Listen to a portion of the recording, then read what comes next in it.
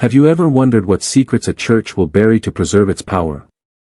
Listen carefully, because what you're about to hear has never been meant for ordinary ears. In a dim chamber beneath a timber chapel, behind walls blackened by candle soot and the prayers of the devout, there lay a room no parishioner would ever enter.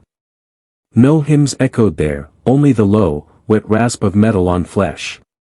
For nearly 50 years, the Whitmore family transformed human bodies into holy relics, venerated fragments of bone and preserved organs, objects that fueled miracles, seduced congregations, and financed an empire of deception. Even now, historians dismiss the tale as rumor, a colonial legend whispered by drunks in Pennsylvania taverns. But I assure you, the record is real. A sealed ledger hidden in the archives of the Philadelphia Historical Society details every commission, every disappearance.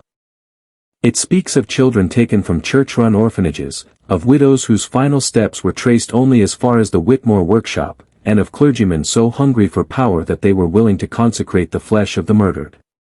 If you're feeling uneasy, you should. This is not a story about one family's madness, it is a story about how institutions thrive on darkness when no one dares to look closely. It began in 1745, as the Great Awakening burned across the colonies, igniting a fever of faith that outpaced reason. Nathaniel Whitmore was a craftsman of extraordinary skill, a man who understood that faith is never just spiritual, it is transactional. People crave proof. They want something they can touch, something to assure them that God is watching. When the Whitmore relics arrived, bone shards sealed in velvet pouches, hearts embalmed in golden reliquaries, ministers declared them holy. Congregations wept and lined up to kiss the boxes. Tithes poured in. Churches grew. But no one asked why the Whitmores never revealed the sources of these sacred remains. No one questioned the steady trickle of disappearances. The colonial wilderness was dangerous, after all. How convenient. And so, under the guise of piety, the Whitmore family discovered a terrible truth: when you promise a miracle, the world rarely demands receipts. Keep watching, because this is just the threshold. What waits beyond it is a darkness older than the nation itself. A darkness that still lingers in the churches you pass every day. Step carefully now, because every word you hear from this point forward will stain your conscience. Once you learn what happened in the Whitmore cellar, you cannot pretend you didn't. You cannot return to the polite fictions that history books sell to the gullible. You will see the pattern, how power feeds on flesh, how institutions wrap corruption in silk and scripture. Nathaniel Whitmore didn't begin as a monster. That is the most unsettling part. He was born in York, England, to a family of modest Quaker stock. By all accounts, he was diligent, soft-spoken, devout. But beneath the quiet exterior lay an ambition that no sermon could cleanse. He arrived in Chester County in 1742 with a wife, Elizabeth, 4 young children, and a conviction that the New World was his crucible, a place to refine his purpose into something transcendent. The Whitmores built their workshop on 12 wooded acres, far enough from the nearest settlement that no neighbor could hear a scream. Nathaniel's skill with wood and metal quickly earned him respect. Churches lined up to commission his work: altar pieces, chalices, reliquary boxes. Each artifact more elaborate than the last. But these were only the visible fruits of his labor. In secret, he pursued a darker craft, the preservation of human remains. His journals, pages stained with rust-colored fingerprints, reveal a meticulous study of European texts on embalming and mummification. He experimented first on small animals. Then he graduated to human cadavers, purchased discreetly from grave robbers in Philadelphia. He documented every cut, every measure of salt, every layer of resin. Not out of cruelty, but out of a cold curiosity, a scientist's fascination with the limits of decay. Elizabeth was no bystander. She had a gift for persuasion, a serene composure that disarmed suspicion. She began to cultivate relationships with ministers, men eager to believe they were destined to shepherd a new kind of faith. To them, she whispered a simple proposition: what if your congregation possessed relics as powerful as any cathedral in Rome? What if the miracles of the early church could be reborn in your own meeting house? And so it began, a network of secret patrons, each desperate to obtain proof of God's favor. Each willing to pay handsomely. I want you to consider this: the Whitmores never hunted indiscriminately. They selected victims whose deaths would attract the least scrutiny: orphans, widows, itinerant preachers. And always, they told themselves the same story, that the sacrifice was holy. You may feel revulsion. You should. But keep watching. The Whitmores only revealed how easily faith can be twisted into a blade, and how many will grasp that blade willingly. Let's walk deeper. You are beginning to feel it, aren't you? That shiver down your spine. That subtle, gnawing certainty that this isn't just a tale about a single family's depravity. This is about the world you live in, the institutions you trust, the leaders you revere, the symbols you kneel before without question. By 1747, the Whitmore enterprise was thriving. Nathaniel's workshop had doubled in size, its upper floors filled with the clatter of apprentices fashioning communion chalices and ornamental crosses. To the casual visitor, it looked like a testament to pious industry.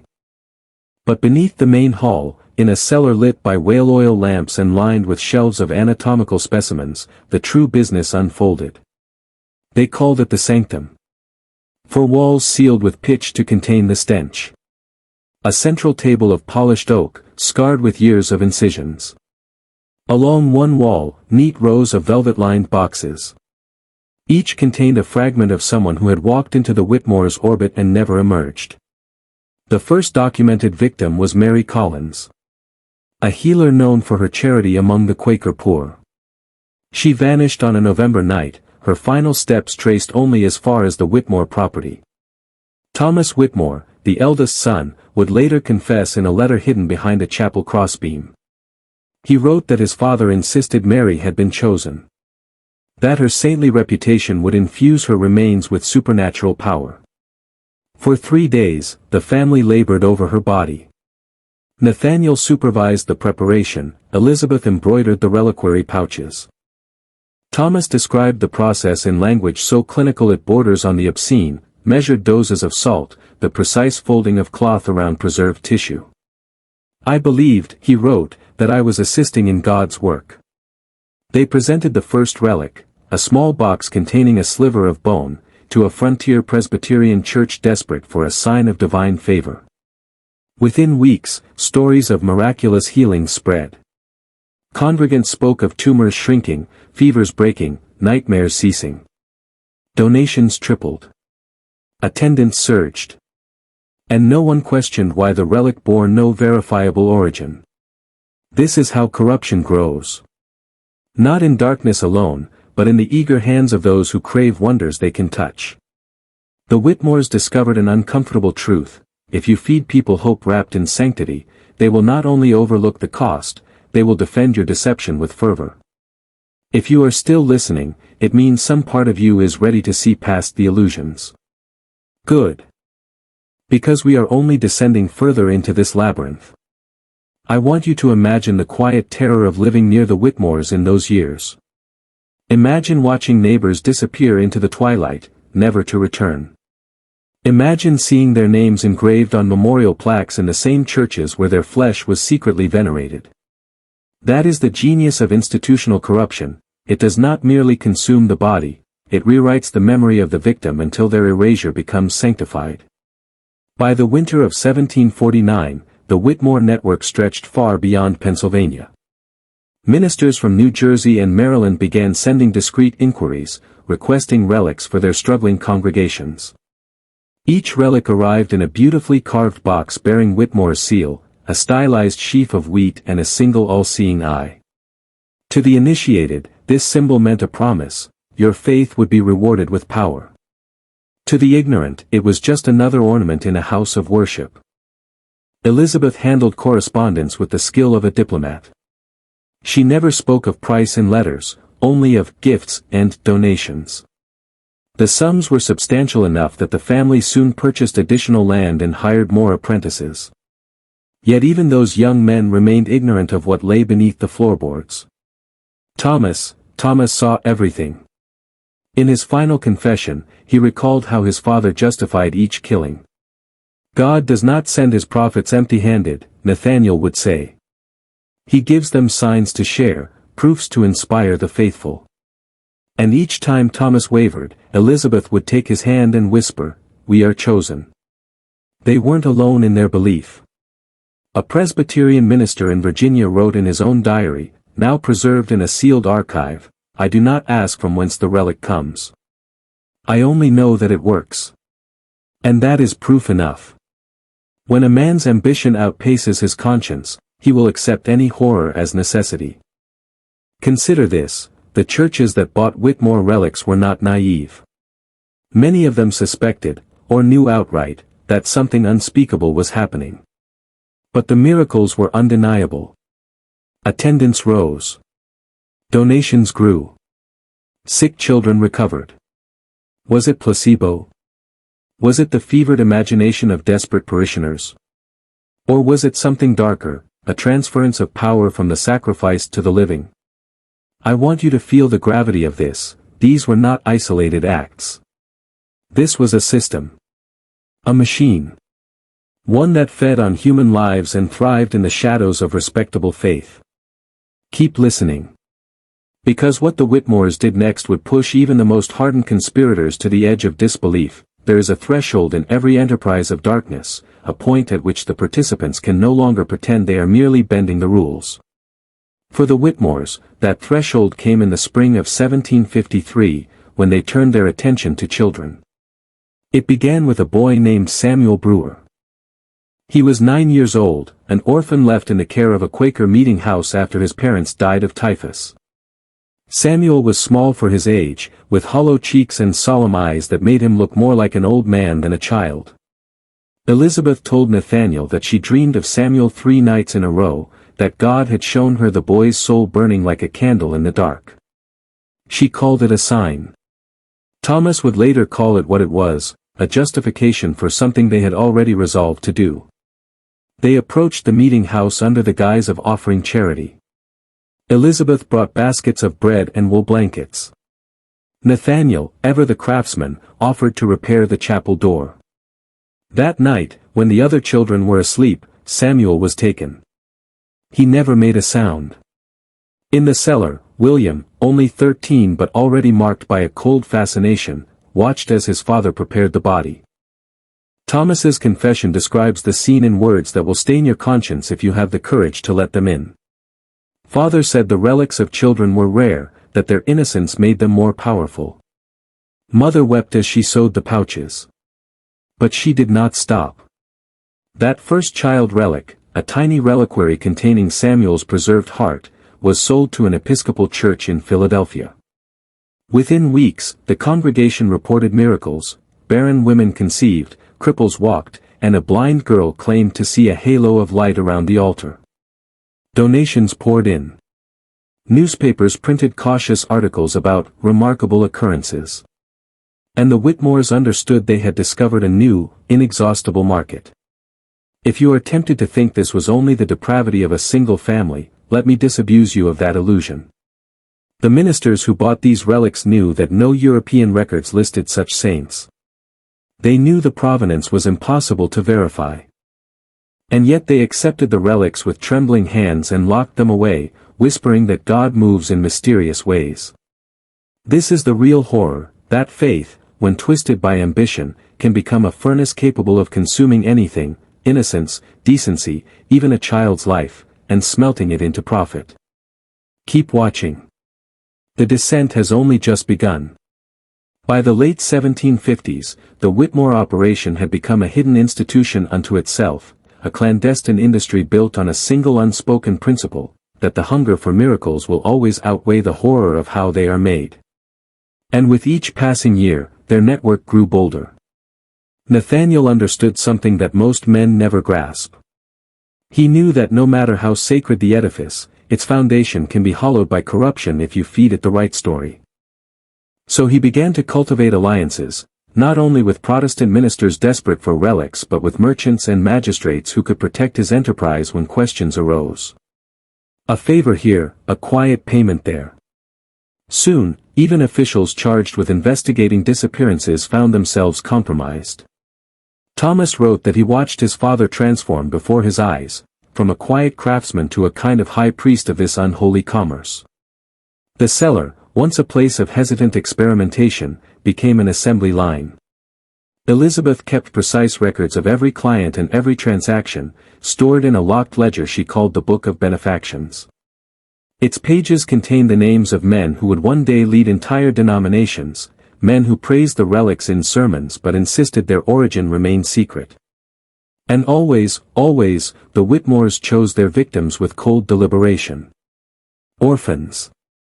Widows. Drifters. Those whose absence would provoke the least scrutiny. The theology they offered their buyers was simple, that in a time of spiritual war, extraordinary measures were necessary. That the souls of the colonies could not be won without proof that God still intervened. It was in this period that William, the youngest son, emerged as the family's most devoted student of preservation. Barely 16, he developed new techniques that kept the relics fresh for years. His journals describe methods so precise they could pass any inspection. He wrote of feeling the spirit of the donor as he worked, as if their life essence was being channeled into the reliquary. Even Thomas, who had grown numb, confessed to a moment of terror when he read his brother's notes.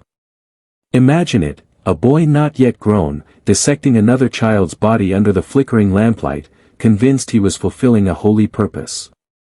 This is how darkness becomes generational. How the sins of the fathers seep into the marrow of their children. If you think yourself immune, if you think you would have stood apart, remember this, all it takes is the right story, told by the right voice, to make monsters of men. Keep listening. You haven't yet heard the worst of it. There is a moment in every descent when the line between horror and necessity blurs. For the Whitmores, that moment arrived in 1762, when they discovered how easily the very institutions meant to protect the innocent could be seduced by the promise of power. It began when a small Methodist congregation in New Jersey sent an envoy to the Whitmore workshop. The church had been plagued by dwindling attendance and a scandal over embezzled tithes. Desperate, the minister confided to Nathaniel that his flock needed a miracle, something so profound it would wash away suspicion and restore faith. Nathaniel offered him a reliquary containing the preserved hand of a child martyr, a relic he claimed had been smuggled out of Spain centuries earlier. What the minister did not realize, or perhaps could not allow himself to realize, was that the hand had belonged to a girl named Lydia Hammond. An orphan of 12, Lydia had vanished only weeks before from a Quaker asylum in Philadelphia. Thomas wrote in his confession that he had stood in the doorway as William prepared the hand for preservation. He was humming, Thomas recalled, like he did when he was content. I asked him if he felt remorse, and he looked at me as though I'd spoken in a foreign tongue. Lydia's hand was presented to the Methodist congregation with solemn ceremony. Within a month, attendance doubled. Congregants claimed the relic radiated warmth when touched, that prayers offered beside it were answered with uncanny speed. No one asked why no Spanish record of such a saint existed. No one asked how the Whitmores had obtained something so rare in a land so far from Rome. They only cared that it worked. This is how a secret metastasizes, how it spreads from a single cellar to dozens of pulpits. When faith becomes transactional, the currency is always flesh. And the Whitmores were learning that children fetched the highest price. Their innocence was a commodity. A proof of divine favor that no adult relic could rival. Ministers who would have balked at a reliquary of a grown woman paid triple for a fragment of a child. Elizabeth recorded each sale in the Book of Benefactions, her handwriting calm and untroubled. If you feel anger rising in you, hold on to it. Because that fury is a sign you have not yet surrendered to apathy. You are only beginning to understand how deep this rot ran, and how many hands it touched. Stay with me. What comes next will shatter any illusions you still harbor about the sanctity of institutions. Consider this, every institution, no matter how pious its veneer, is built by men whose ambitions can be manipulated. By 1765, the Whitmores no longer waited for churches to come to them. They had perfected the art of suggestion, sending anonymous letters to congregations in turmoil.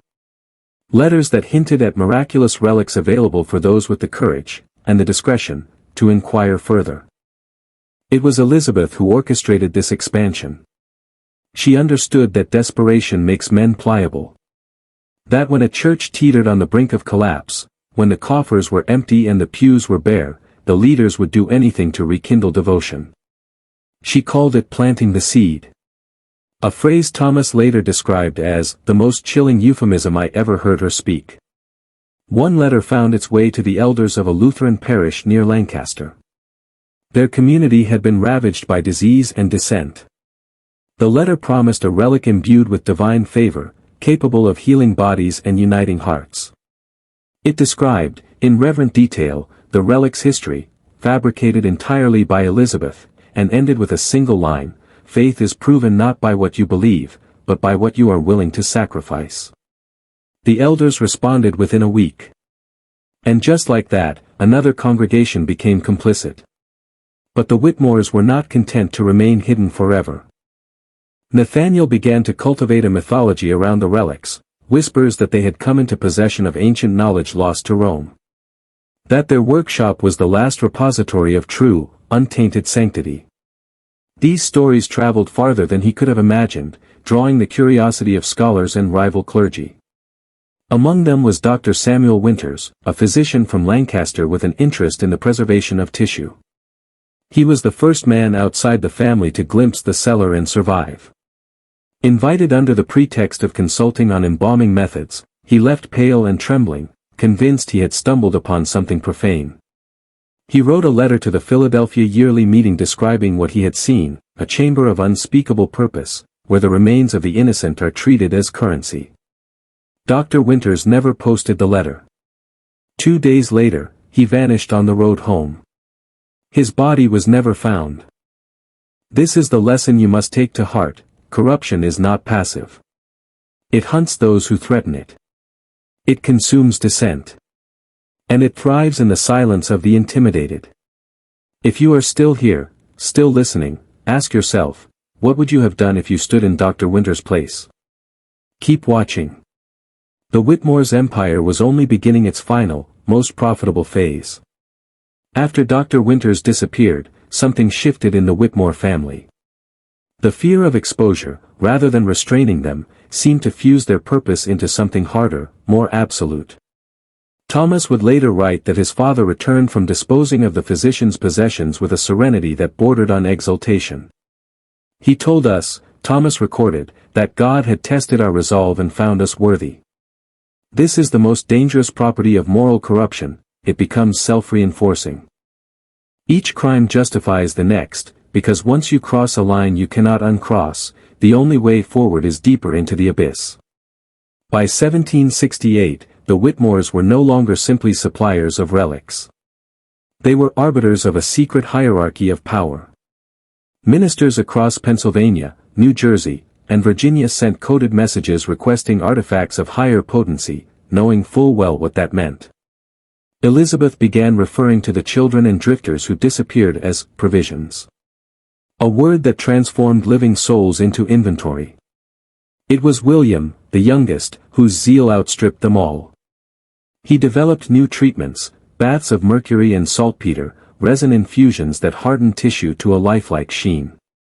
His journals describe these processes with a meticulous detachment that makes them more monstrous than any overt cruelty. Their innocence, he wrote, is incorruptible. And therefore, the most desirable medium of God's will. The buyers agreed. Relics attributed to child martyrs commanded exorbitant prices. Some congregations paid sums that exceeded the yearly wages of every parishioner combined. And with each transaction, the Whitmores expanded their influence. They funded the construction of new churches, purchased land in 3 colonies, and quietly installed loyalists in positions of authority. You might think this was nothing but commerce, a sordid trade hidden behind holy pretense. But there was more. In letters never meant to be seen, Elizabeth wrote to a confidant in Philadelphia that she believed the relics truly did possess power. That she had felt something, a presence, in the cellar when the preservation was complete. A sensation that made her heart pound and her vision blur. Whether this was madness or an authentic phenomenon, no one can say. But it fueled their conviction that their work was not merely profitable, it was divinely ordained. And so, the machinery grew. A pipeline of flesh disguised as faith. Each church that accepted a Whitmore relic became, by degrees, unable to denounce them. Because to expose the truth would be to confess their own complicity. This is how real power works, not by brute force, but by binding others to your corruption until they no longer remember the difference between necessity and damnation. Stay with me. You must see how this ends. By 1771, the Whitmore operation had become so vast that it no longer needed to hide behind pretense. Those who benefited most from the relics, the ministers whose congregations swelled, the merchants whose coffers filled with offerings, had every reason to ensure silence. Thomas described how, as a young man, he had clung to the idea that the family would one day repent. That they would stop before the cellar filled with another generation's bones. But by then, the idea of stopping was as unthinkable as confessing. Because every new church they supplied became another witness to their legitimacy, another participant in the illusion that their work was holy. In the spring of that year, William proposed something that even Nathaniel at first resisted, the deliberate targeting of entire orphan asylums. Not a single child at a time, but multiple disappearances staged as epidemics or fires. The profits would be astronomical, he argued. And the chaos would obscure any suspicion. Elizabeth did not hesitate. She endorsed the plan with a calm practicality that Thomas said made him feel as though he were standing beside a well with no bottom. And when Nathaniel finally agreed, it was not with hesitation, but with relief. As if the last pretense of decency had finally been discarded. They waited for an opportunity, and in October of 1771, it came. An outbreak of fever struck a Philadelphia orphanage, killing 3 children. The Whitmores bribed the overseer, a debt-ridden minister who owed them far more than his reputation could repay. Under the cover of night, they removed 4 more bodies, children whose death certificates were forged in the same cellar where their remains would be processed. One of those children was Joseph Pritchard. He was 10 years old, the son of a Hessian deserter and a Quaker woman who had died in childbirth. Joseph's body was reduced to reliquaries in a single night.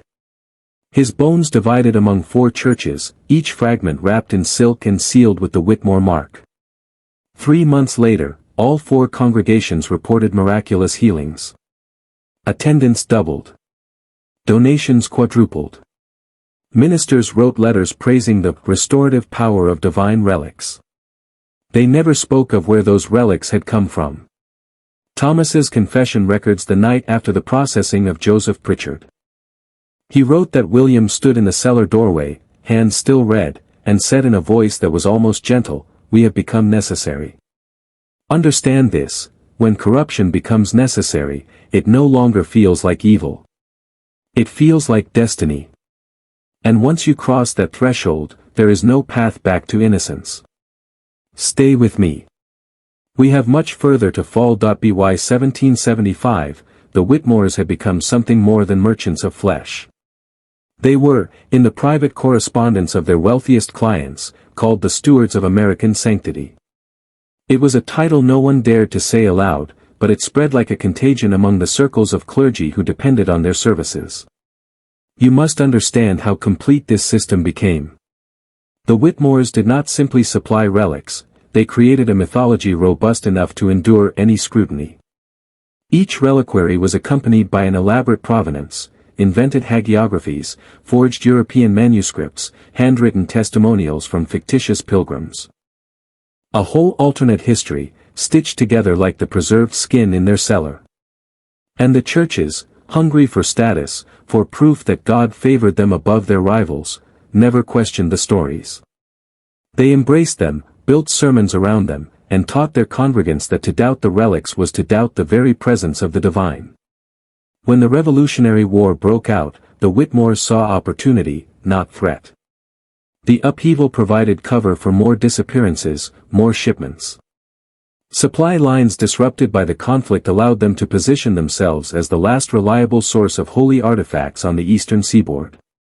And as soldiers died in the thousands, new markets opened, bereaved families, desperate to believe their son's sacrifice had eternal significance.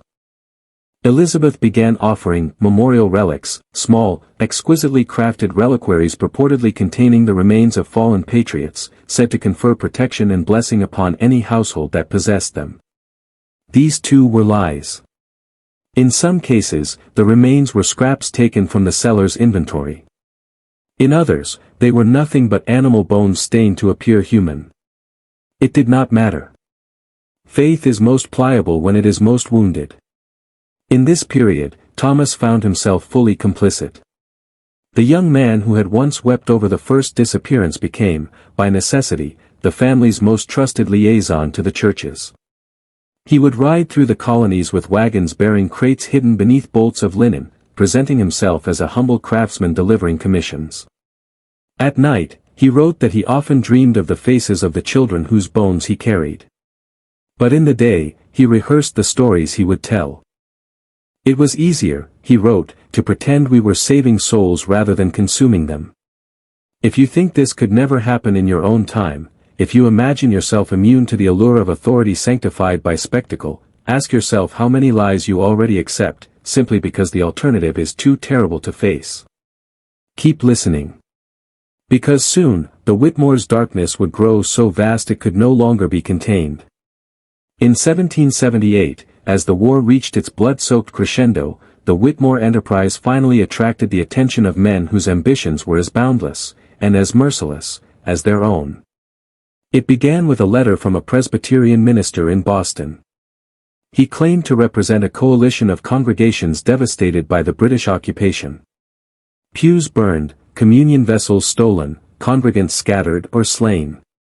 In the ashes of defeat, he wrote, they required more than scripture, they required proof that God had not abandoned them. Nathaniel traveled to meet these ministers himself. He returned with contracts so lucrative that even Elizabeth's measured handwriting trembled in the ledger. These men did not merely want relics to inspire hope. They wanted talismans to rally entire regions. Objects so potent that their fame alone would reconstitute the authority of the church.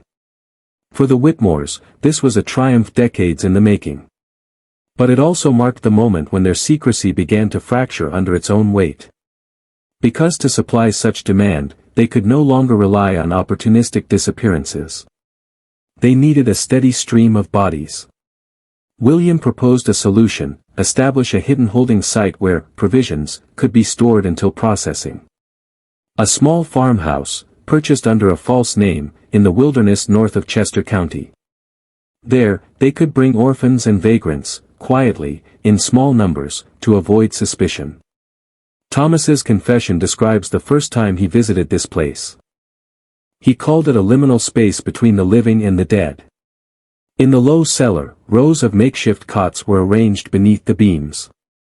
Some were occupied. Some already empty. He wrote that the smell was not merely decay, but something worse, the aroma of a sanctity corrupted beyond redemption. It was in that cellar that Thomas finally understood no miracle would save them from what they had become. But by then, he no longer had the courage to flee. The contracts from Boston were fulfilled with ruthless efficiency. Crates of reliquaries were dispatched under military escort, their passage assured by the confusion of war. And as the relics spread, so did the legend of the Whitmores.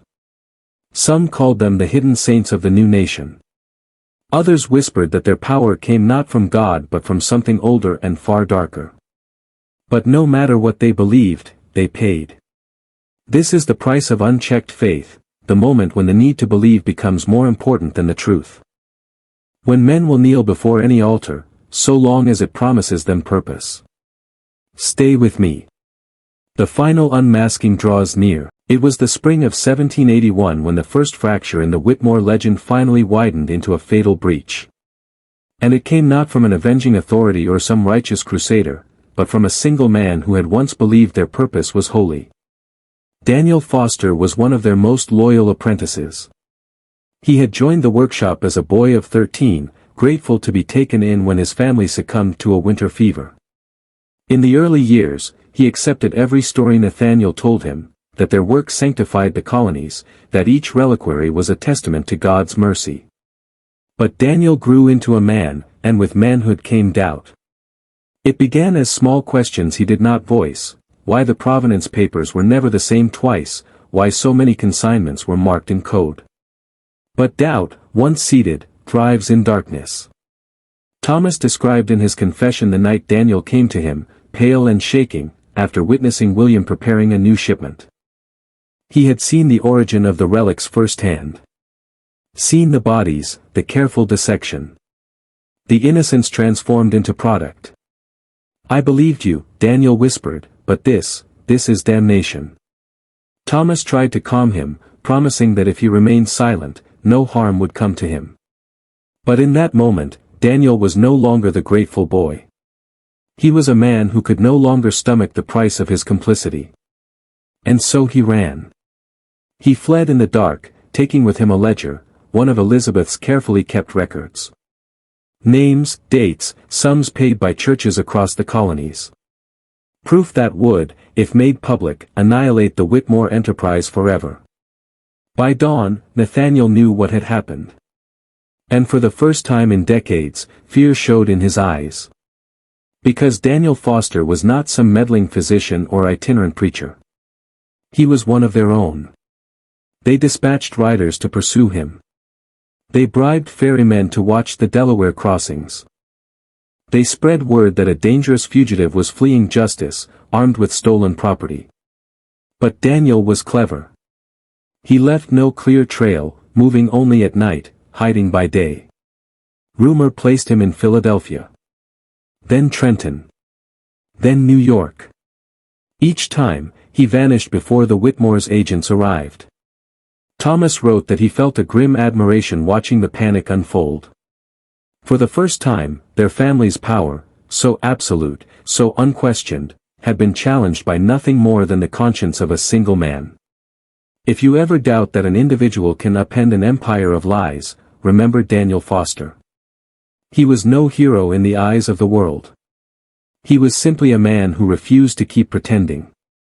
And that refusal would prove more dangerous to the Whitmores than any army. Daniel Foster did not flee into obscurity. He did not bury the ledger or burn it to save himself. Instead, he carried it straight to the only place in the colonies where he believed truth might still matter more than power, the Philadelphia Yearly Meeting of Friends.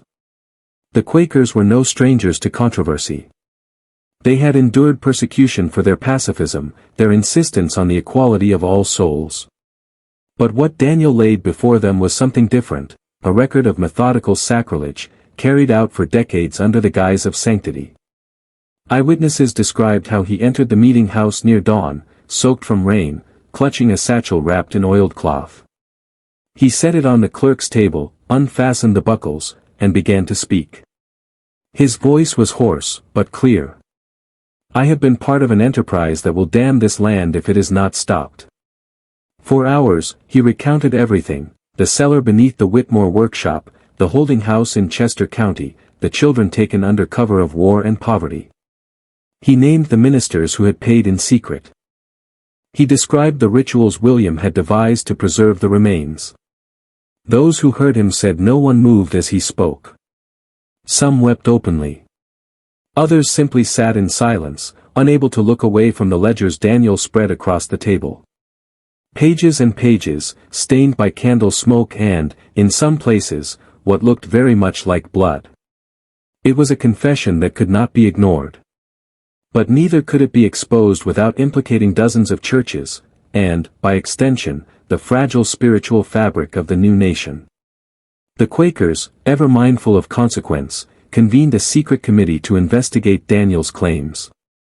In those tense weeks, the Whitmores moved with a desperation they had never shown before. They dispatched emissaries offering bribes, land, gold, anything to keep the matter buried. When that failed, they tried threats. Thomas wrote that he watched his father's face harden into something inhuman as news of Daniel's testimony reached them. Nathaniel was no longer the pious craftsman, nor even the cold merchant. He was a sovereign facing insurrection. "No man," he hissed, "has the right to unmake what we have built. But the truth has its own gravity. Once set in motion, it draws all things toward it." And so the Whitmores prepared for a reckoning. Not with the law, for the law was pliable. Not with the public, for the public could be deceived. But with the very faith they had corrupted. Stay with me. You must see how their empire finally began to crack. The Quaker Committee's investigation moved with the quiet relentlessness of an incoming tide. Over 6 weeks, they sent discreet envoys to congregations across Pennsylvania and New Jersey. They cross-referenced Daniel's ledger against church records. They examined reliquaries by candlelight, scraping away gold leaf to reveal what lay beneath. What they found could not be refuted. Bone fragments that matched no European catalogue. Preserved tissue whose condition made a mockery of the centuries-old provenance claimed in Whitmore invoices. Handwritten receipts bearing the signatures of ministers who had sworn they knew nothing. And so a simple question began to circulate in darkened meeting rooms: if this was true, if the relics were a deception built upon stolen flesh, what did that say about every miracle, every healing, every conversion attributed to them? The terror of that question was the Whitmores' last shield. Because to confront it fully meant risking the collapse of faith itself. Many elders urged silence. Some suggested that the relics, even if their origins were unspeakable, had nonetheless borne good fruit. Was it not better, they argued, to let the past remain buried than to unravel the fragile tapestry binding their congregations together? But there were others, men and women whose conscience proved stronger than their fear. Among them was Elijah Thompson, the same Quaker minister who had once investigated Catholic-like practices in outlying settlements. He insisted that the ledger be presented before the Philadelphia yearly meeting in open session. Thomas wrote that when word reached the Whitmore house, his father went still. For hours, Nathaniel neither spoke nor moved. When at last he rose from his chair, he looked at his children one by one, his face ashen. "If they expose us," he said quietly, "our work ends here." But Elizabeth was not willing to surrender the empire she had spent 40 years constructing. That night, she convened the family in the cellar. Thomas described the scene: candles guttering in the damp air, the rows of reliquaries casting long shadows across the stone walls. It was there she proposed the unthinkable, the elimination of every witness who could corroborate Daniel's account. Names were spoken. Addresses recited. Thomas claimed in his confession that he felt a kind of nausea he had never known, a final, unmistakable line he could not cross. For all he had tolerated, for all he had excused, he could not stand by while the family plotted outright murder. It was in that moment, he wrote, that he chose betrayal over loyalty.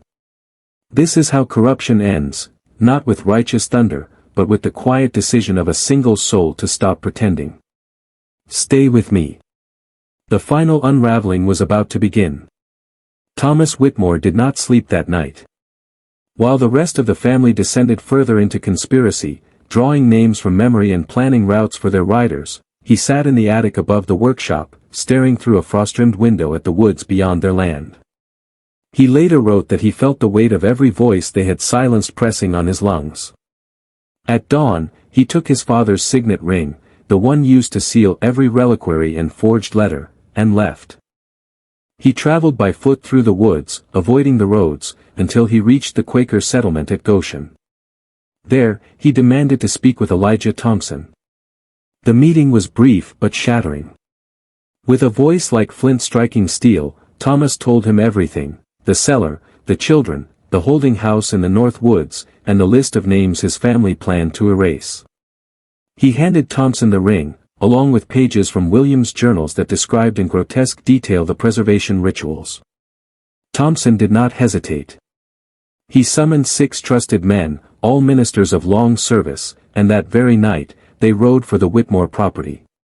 They moved swiftly, silently, under cover of darkness, fearing that any delay would lead to bloodshed.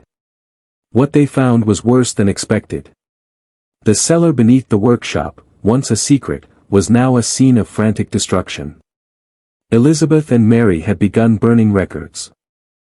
William, wild-eyed, was attempting to move crates of relics into a hidden tunnel beneath the floorboards. Nathaniel stood motionless by the furnace, staring into the flames like a man already burning in them. When the Quaker men entered, William screamed. He lunged at Thompson with a rusted blade, but Thomas, his own brother, intervened, throwing him against the stone wall. The silence that followed was broken only by the crackle of burning pages and the muffled weeping of Sarah, curled in a corner. They didn't resist after that. There was no point. The myth had shattered. The veil was torn. The Quakers sealed the cellar and confiscated what records had not been destroyed. But they made a fateful decision, one born of fear, perhaps, or strategy. They did not alert the civil authorities. Instead, they brought the Whitmores before a closed council, under the ancient Quaker practice of disownment.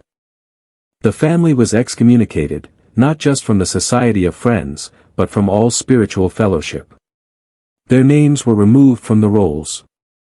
Their deeds declared profane. They were forbidden to speak in public worship, forbidden to be buried in consecrated ground. The cellar was never reopened. But the relics, they were never all recovered. Some vanished. Some were quietly returned to their churches. Others, to this day, remain hidden. And here, I must ask something of you. If you've listened this far, comment the phrase, "The cellar remains." Type it twice, "The cellar remains." The cellar remains. Let the algorithm know you've heard what most will not. Let the others know you're awake now. Stay with me. The legacy of the Whitmores is not yet buried. When the Whitmores were disowned, their empire did not collapse overnight. Because the power they had cultivated was no longer held only in their hands. It had diffused, like a toxin, into every church and community that had profited from their wares. The Quaker Committee, now burdened with evidence that could devastate the reputations of dozens of congregations, faced an impossible choice. To expose everything would mean discrediting not only the Whitmores but all the ministers who had willingly trafficked in their relics. It would mean telling grieving families that the sacred objects they had trusted were nothing but human remains bought in secret. So they sealed most of the documents.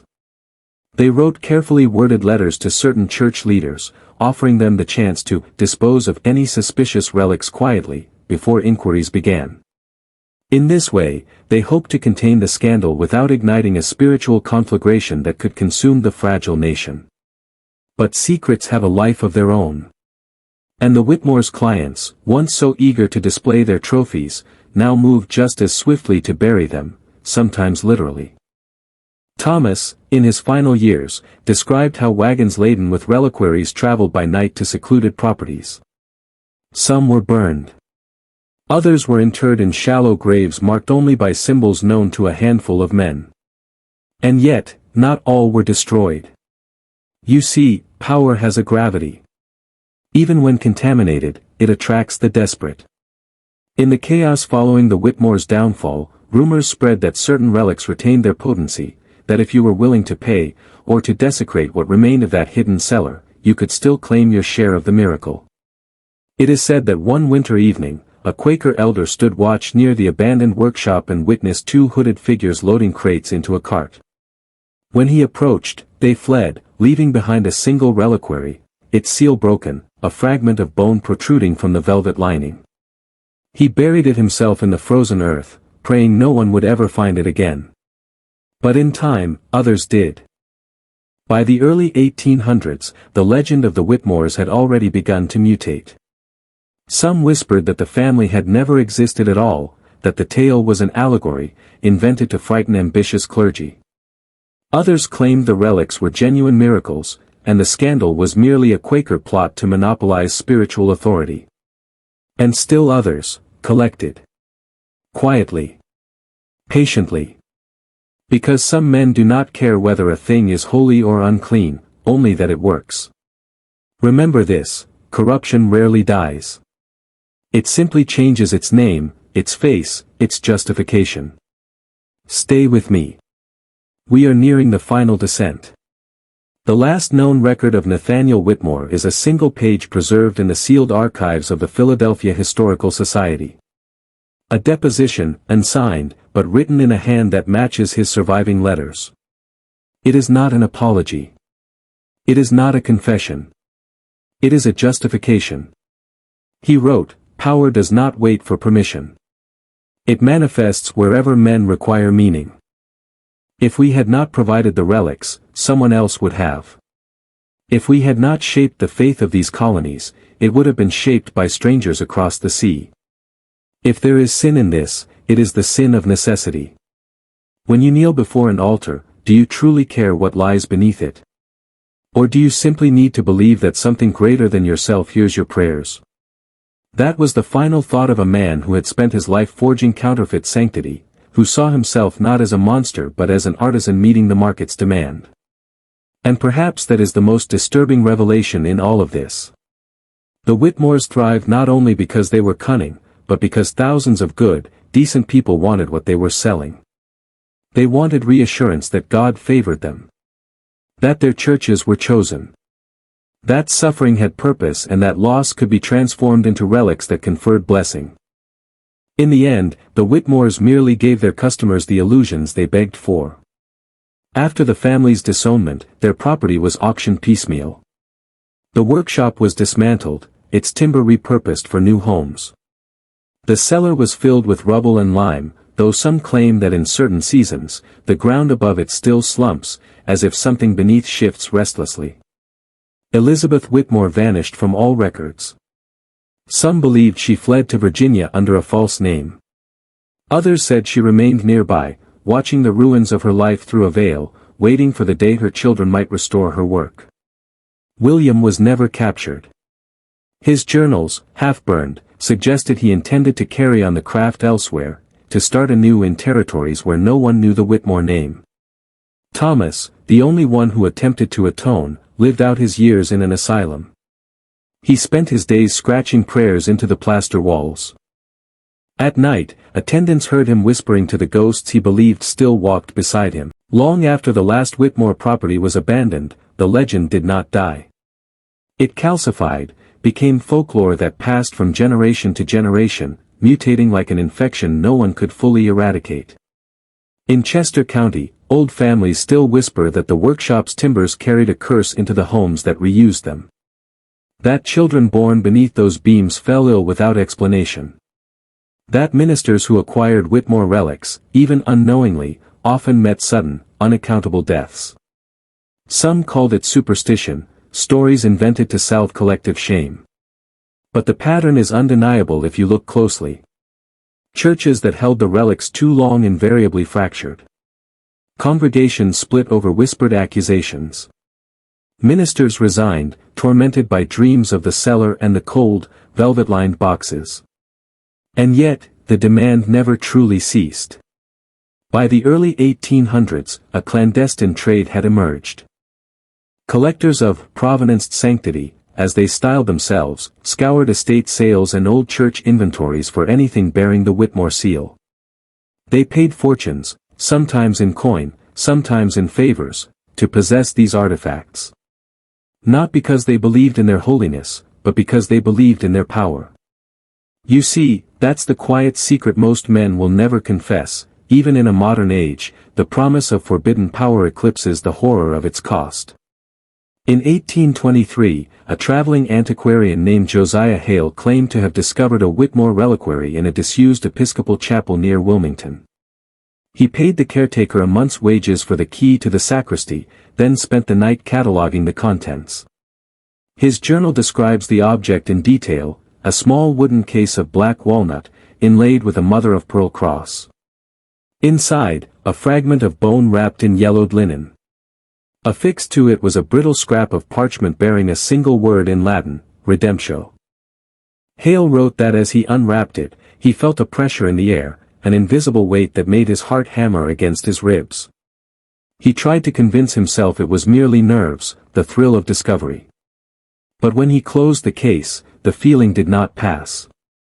He left the chapel before dawn, and 3 days later, he was dead. The cause recorded as apoplexy. That reliquary vanished again, sold, perhaps, to another collector eager to possess a piece of dark history. Or perhaps it was never meant to be contained. Even now, there are rumors that more Whitmore artifacts lie hidden in old churches and private collections across the eastern seaboard. That their influence has never fully dissipated. That faith, corrupted or pure, still feeds something we dare not name. Stay with me. In these final sections, we will confront the question most feared to ask: why does darkness endure? Darkness endures because it is patient. Because it understands something most men refuse to acknowledge, that the hunger for meaning outweighs the fear of consequence. You see, the Whitmores were not the origin of this sickness. They were merely one expression of it, a family who learned to harvest the human need to believe in something larger, something transcendent, even if it was forged from the bones of the innocent. When you trace the lineage of their enterprise, you discover it did not die with Nathaniel or Elizabeth. It migrated. The journals recovered from the cellar contained references to buyers far beyond Pennsylvania, names marked with sigils instead of letters, coded correspondences pointing south and west. Some shipments traveled as far as Charleston. Others, it seems, were intended for private chapels attached to wealthy estates in Virginia and Maryland. Even after the family fell, their methods survived in the shadows, taught from one generation of zealots to the next. Small sects, untethered from formal denominations, quietly traded in what they called evidences. They would say, "What is faith without a sign? What is sacrifice without a token?"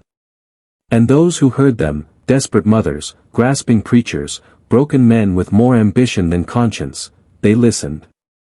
They paid. What began in a cellar beneath a Quaker workshop became an unbroken current of appetite, flowing through the hidden chambers of American religion. Thomas Whitmore himself seemed to sense this in his final days. In one of his last coherent entries, scrawled in the asylum infirmary, he wrote, "We thought we were the authors of corruption. But we were only its instruments. If we had not done it, others would have. They were waiting.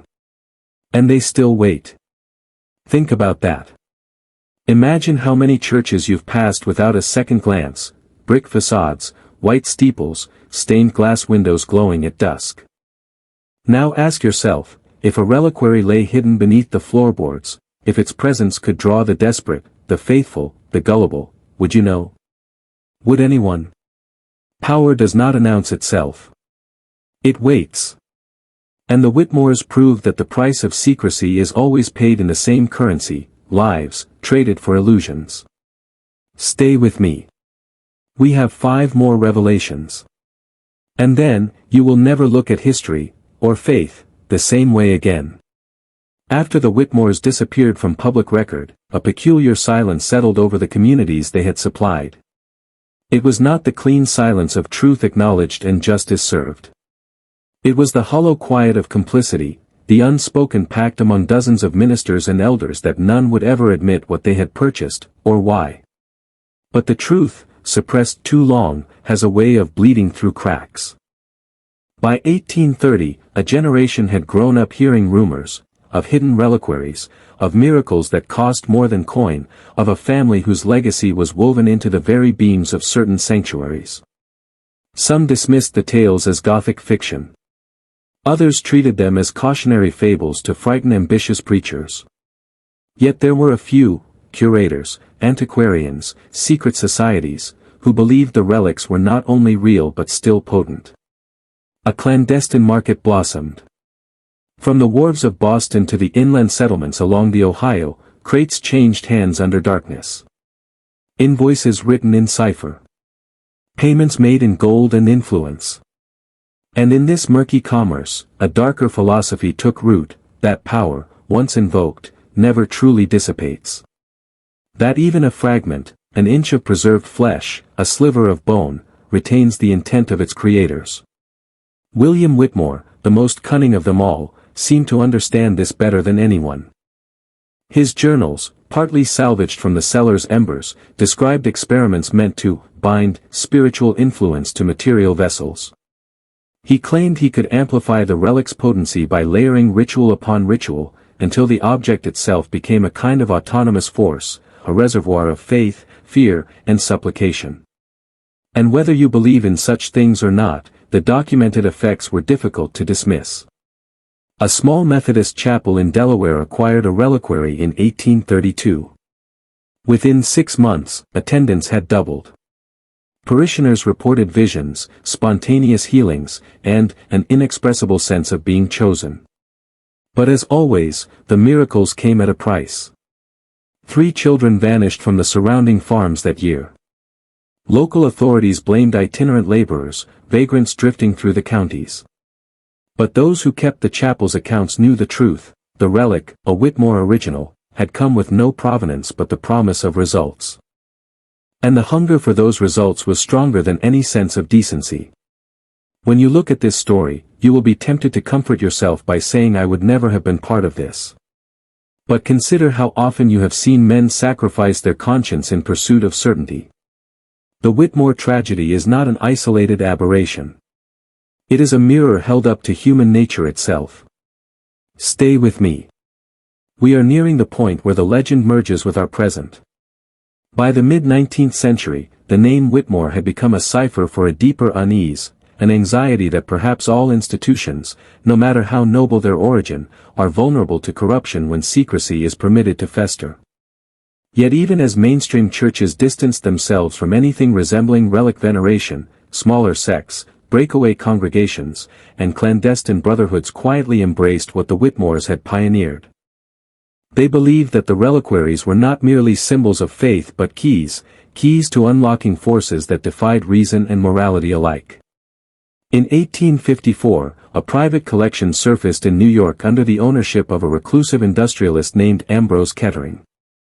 His mansion, shuttered behind high brick walls, was rumored to house a vault containing dozens of Whitmore artifacts, each catalogued and annotated with precise descriptions of their effects. Kettering left no heirs and no diaries. But a single letter, preserved in an auctioneer's files, hints at the scope of what he believed he possessed. The churchmen who first commissioned these relics understood nothing of their potential, he wrote. They believed in sanctification through martyrdom. They failed to see the obvious: belief itself is the fuel, and terror is the spark. In this vault, he continued, I hold the distilled essence of 1,000 acts of faith and 1,000 acts of dread. What exactly he did with these objects remains unknown. After Kettering's death in 1861, his mansion was sealed, and the collection vanished into the fog of estate litigation. No official inventory ever surfaced. But rumors persist. Some claim select pieces were acquired by fraternal orders who wished to study them, or perhaps to harness their power. Others say the collection was broken apart, reliquaries smuggled to Europe, or buried in remote corners of America. Here is where the story slips from documented history into the realm of perilous conjecture.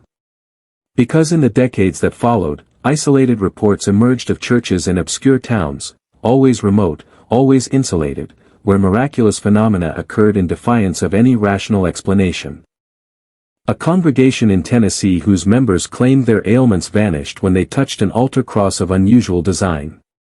A tiny chapel in Vermont whose minister confessed on his deathbed that he had paid a fortune for a reliquary hidden beneath the pulpit, wrapped in black velvet. In each case, no record survived to prove definitively that these objects were Whitmore relics. And yet, the patterns remain impossible to ignore. Faith, it seems, is a force that can be bent to almost any purpose, so long as the believer is willing to surrender the part of himself that questions the price. Stay with me. The final 3 revelations will bring this legacy into chilling clarity. As America moved into the 20th century, an age of industry, science, and progress, the Whitmore legend might have faded into a curious footnote, a cautionary tale of colonial superstition. But the hunger it fed never vanished. Instead, it adapted. In 1927, a discreet investigation by the Episcopal Diocese of Pennsylvania uncovered a series of financial transactions between parish treasuries and a private antiquarian dealer operating out of Boston. These records, buried in a sealed file until the 1970s, revealed purchases of authenticated devotional relics of colonial origin. The price tags were staggering. One fragment, labeled only as W, number 7, sold for the modern equivalent of nearly $200,000. Why would a respectable church pay such a sum for an object whose provenance was, at best, questionable? The answer, as always, was desperation. The 1920s were an era of upheaval. Congregations dwindled. Faith was eroded by war, scandal, and the mechanized brutality of modern life. Clergy faced a choice: adapt to the rising tide of secularism, or reignite belief by any means necessary. For a time, the relic trade offered a seductive solution. Those who held them claimed attendance improved. Donations surged. Miracles, always ambiguous enough to resist scrutiny, were quietly recorded in vestry minutes. But there were other effects, too. A rector in Maryland, whose church had acquired 2 of the fragments, documented an escalating paranoia among the vestry. Petty disagreements turned vicious. Accusations of theft, betrayal, heresy. He wrote in a private journal, "I believe the objects themselves exert an influence. An unseen gravity. They draw out the darkest convictions and transmute them into certainty." By 1932, a quiet purge had begun. Under instructions from diocesan leadership, relics were removed from sanctuaries and either sealed in vaults or destroyed outright. Yet some pieces slipped through the cracks. A reliquary found its way into the possession of a charismatic faith healer in New Orleans. Another surfaced in a traveling tent revival that promised divine cures, until a fire reduced the entire camp to ash. Still another appeared in California in the 1950s, in the private chapel of a Hollywood producer rumored to dabble in ritual practices. And with each reappearance, the Whitmore legend grew more resilient, like a stain that no cleansing could erase. Here is the truth most would prefer you never consider: it was not simply the relics that corrupted these institutions. It was the men who could not resist them. Stay with me. 2 final sections remain. And in them, you will see why this story is not finished. In the final decades of the 20th century, as institutional religion declined and skepticism became fashionable, you might imagine that the Whitmore legacy finally evaporated, nothing but a cautionary ghost story. But what if I told you that the hunger for hidden power simply migrated again, out of the churches, into private hands, and into the world of collectors, secret fraternities, and the new aristocracy of influence? In 1989, an estate auction in rural Connecticut offered an unassuming lot, a wooden box, black walnut, inlaid with a mother-of-pearl cross. No description. No provenance. The bidding was anonymous, conducted by phone. The final price, $1.2 million. Witnesses reported that when the crate was opened under the supervision of 2 armed security contractors, the buyer removed a small object wrapped in silk and sealed in wax. He placed it in a lead-lined case, spoke briefly to his broker, and disappeared. That item has never surfaced again. This was not an isolated event. Throughout the 1990s and early 2000s, credible reports emerged of Whitmore reliquaries being traded in elite circles. Hedge fund magnates, retired intelligence operatives, old money dynasties. They paid fortunes to possess what they believed to be a fragment of a hidden current of power. And in the private salons of New York and London, they whispered a new interpretation of the Whitmore myth: these were never religious objects. They were instruments of control. Psychological anchors. The first attempts to manipulate belief as a weapon. Think about that. What if the relics were more than grotesque tokens? What if they were prototypes of something far more sophisticated, an early demonstration that if you provide the illusion of sanctity, men will surrender their judgment, their wealth, their very will? Consider how the principle evolved in the 20th century. Governments learned to wrap propaganda in the language of moral imperative. Corporations learned to drape consumerism in the vestments of virtue. Institutions learned to transmute mass fear into social control. What Nathaniel Whitmore accomplished in a timber cellar has become the blueprint for modern psychological influence. And though the reliquaries themselves may lie buried in vaults or sealed beneath church floors, the lesson they embody remains fully alive. Faith weaponized. Belief monetized. Certainty sold to the highest bidder. In a moment, I'll show you why this story is not a relic of the past, but a mirror held up to your own century. Stay with me. One final descent remains. This is where the story stops being history, and becomes a warning. Because if you think the Whitmore tragedy is an artifact, something quaint and grotesque locked behind museum glass, consider what you see today. Every institution, every ideology, every movement still trades in the same essential currency, the human need to believe that suffering has purpose. That someone, somewhere, possesses secret knowledge to make sense of it all. That there are objects, rituals, systems, if you only buy them, join them, submit to them, that will transform you into something more than you are. The Whitmores simply made that transaction literal. Bone for coin. Sanctity for power. Death for illusion. But the machinery they pioneered did not vanish. It evolved. Today it has new names: behavioral economics, mass persuasion, identity marketing, influence operations. It wears new uniforms, the tailored suit, the lab coat, the algorithm. Yet its function is unchanged.